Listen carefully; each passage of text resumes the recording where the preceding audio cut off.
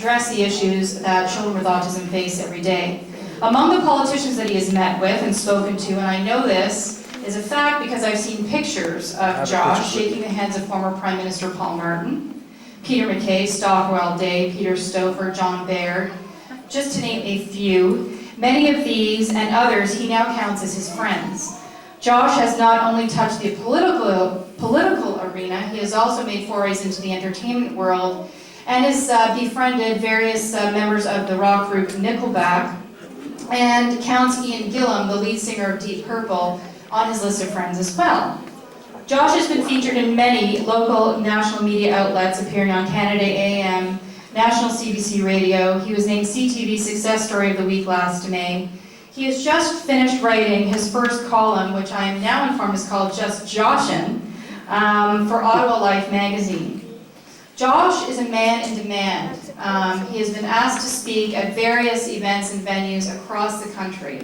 So we are thrilled to have him and his family here, who drove last night from Ottawa to be with us today, to talk to us about his world, his life with his brother, and his dreams for the future. So I am proud to introduce to you who is likely going to be one of the next Prime Ministers of Canada, Josh Bortolotti.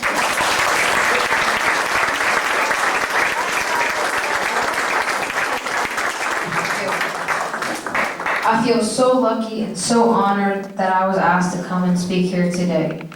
I want to talk to you a little bit of the things that are important to me. Thank you, Mrs. Lanthier, for giving me this opportunity. Well, I'll start at the beginning. My name is Josh Bortolotti, I'm 12 years old, and I live in the village of Osgood, outside of Ottawa. My mom and dad and I moved there in July of 2000. It's a perfect place to live. Everybody knows their neighbors. I have a big yard with lots of trees, and I can even ride my bike on the street. I have lots of toys, video games, a cool bedroom, and my parents have me in a lot of extracurricular activities like soccer, baseball, hockey, and karate. I had a great life, but there was something missing. I asked my mom and dad if they would have a baby. I really wanted us to have a baby, but they were already thinking about it, they said. Then in September of 2000, they told me they were going to have a baby. I was so excited that day. I was planning in my head all the things I was going to do with the new baby and teach the new baby. I was counting down the days until it would come. Just before my mom's ultrasound, I told her a little secret. That I told her that no matter what the baby was, I was going to love it no matter what. That I really, really wanted a baby sister. I can almost close my eyes and imagine her pretty little face. My baby sister Sophia was born on May 16, 2001 at 12:03 in the morning. She weighed 9 pounds and 8 ounces. That's a big baby. She was perfect. She loved to eat, loved to be held, hardly ever cried, and she always smelled like baby lotion. She started sleeping through the whole night when she was 3 weeks old.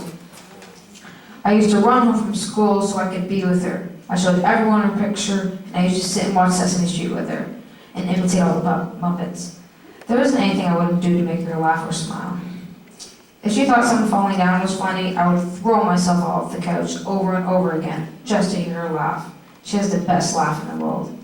Sophia wasn't talking to other kids though, but I wasn't worried. My sister was perfect, and I knew she was brilliant. My dad isn't a super talkative guy, so I thought she was like him. I like to chat, so I'm more like my mom. Then my parents sat me down on January 14, 2004. My mom was crying. She said that the doctor told them that afternoon that Sophia had autism. I was so angry I wanted to hit something. What kind of stupid doctor would say something like that about my sister? I couldn't believe it. So I started to read about autism, and I watched documentaries. I was trying to figure out what I could do to make a difference. I knew that there had to be something. I love her more than anything in the world. My favorite place to be is wherever she is. She looks up to me because I am her big brother. There are waiting lists for autism treatment, and regular families can't afford them.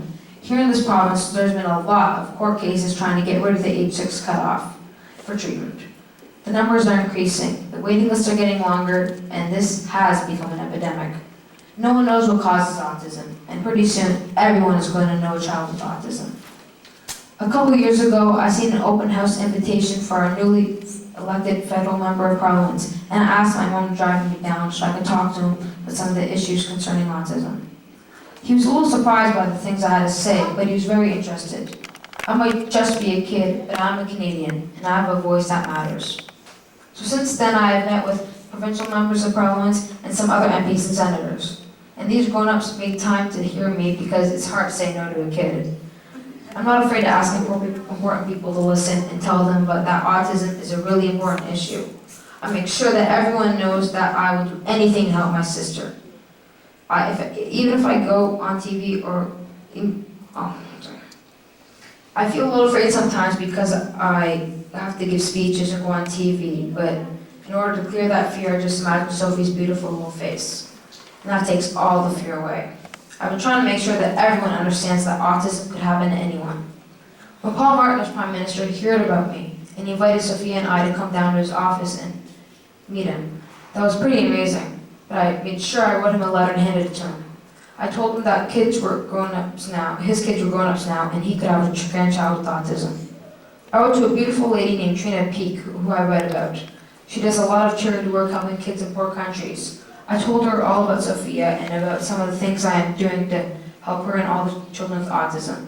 So she invited me down to come to her husband's band when they stopped in Ottawa. Her husband Ryan is in the band Nickelback.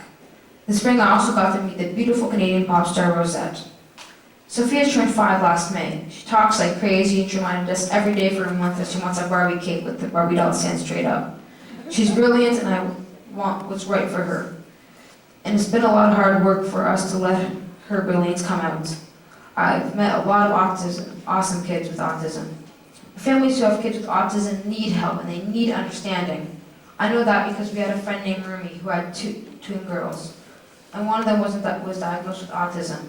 Rumi wasn't coping very well, and she used to call her house all the time. I loved talking to her because she had a beautiful Australian accent. When her other daughter was diagnosed, she got really sad and cried all the time. She stopped going outside and she would just stare at the walls. She knew that she was getting sick, but just became so sad that the sad became everything. Rumi took her own life in June 2005. My mom cried for weeks. A few months later, one of her daughters started to talk, and Rumi wasn't there to hear her. Rumi didn't know that autism speaks. We need to work together so that every child with autism has a family that's doing okay. Becoming part of Autism Speaks family, meaning no one has to feel alone in this. Yes, autism speaks, and there are more voices joining every day, and those voices are getting louder. The louder we are, the more people will hear our stronger message.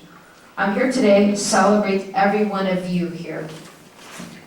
Great kids, moms, dads, grandparents, aunts, uncles, cousins, volunteers, organizers, sisters, brothers, friends, and fabulous and important sponsors like Minto, Mr. Case, Ciao Bella Dance Studio, the International Cheese Company, the Ironworkers Local 721 Toronto, Leaps and Bounds, Nisa Staticom, and the Portuguese Cheese Company.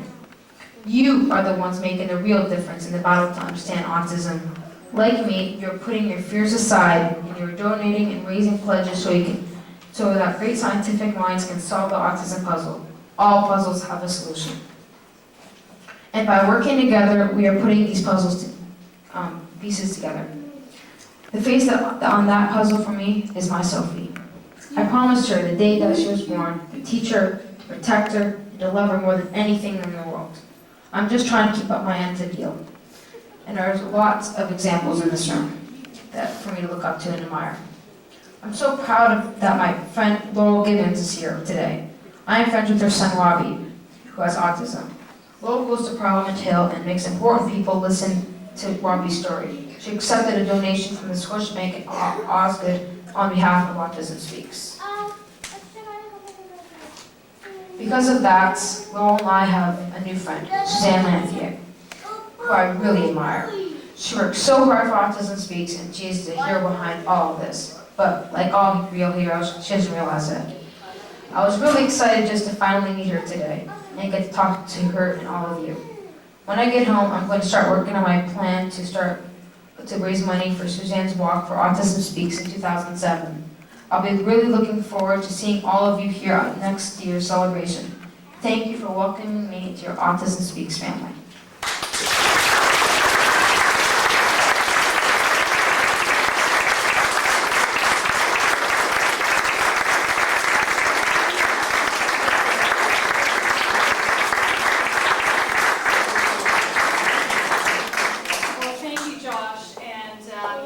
Before I present this little token of our appreciation, you must promise me that you are never going to call me Mrs. Lanche again. Always be Suzanne.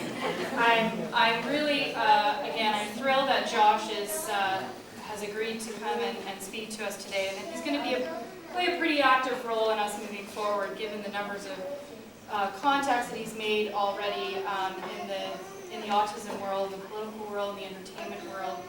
But the thing that I love most about Josh, about meeting him and his family, is just that they are a family who are so supportive of each other. You hear the love of Sophia in his voice. It's a love that we all share for our own children. So, Josh, on behalf of everybody,